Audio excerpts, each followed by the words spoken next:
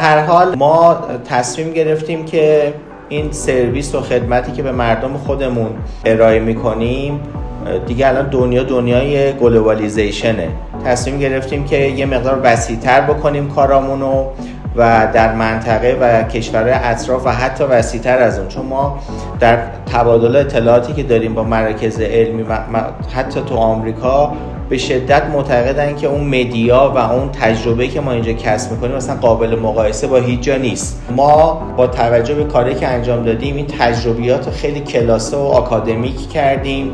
و تصمیم گرفتیم با همراهی با شرکت فلورامتور این خدمتی که میتونیم بکنیم این علم خودمون رو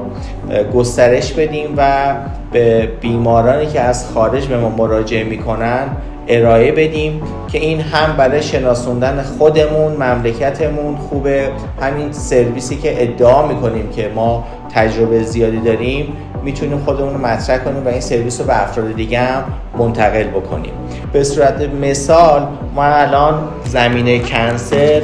نزدیک به 5 جلد کتابی که خودمون چاپ کردیم از مریضای خودمون، ما مریضا رو میتونیم به صورت مشاوره‌ای از مریضایی که قبلا عمل کردیم و نتایجی گرفتیم مطلع کنیم، میتونن با مریضایی که قبلا عمله مشابه انجام شده در تماس باشن، نتایج اونا رو ببینن و آگاهانه در حقیقت ما رو انتخاب بکنن.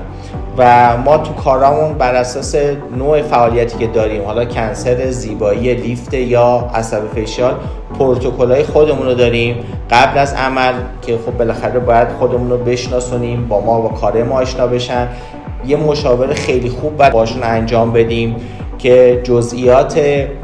مسائلی که دارن و دوران نقاهت و دورانی که در پیش خواهند داشت رو بهشون نشون بدیم. با توجه به افرادی که داریم در بعد از اینکه دوران نقاهت تموم میشه و قابل برگشت به کشورشون هستن، با وسیله سیستمی که داریم فالو میشن و نتایج درمان و مشکلات احتمالی که اگر بخواد پیش بیاد بتونیم پوشش بدیم و اینجور نباشه که عمل کنیم و ول کنیم فی امان الله. ایشالله میخوایم، چرا؟ واسه اینکه ما میخوایم از کارهایی که میکنیم نتایج رو برای نتایج کار بعدی خودمون بشه یه تجربه واسه خودمون، هم این باعث میشه که مریضهای بعدی که میان خدمت بهتری بهشون بکنیم، همون کسی که این عمل شده احساس میکنه یه تیم حمایتگر داره که کاراشو داره پیگیری میکنه و دلگرم‌تر هستش.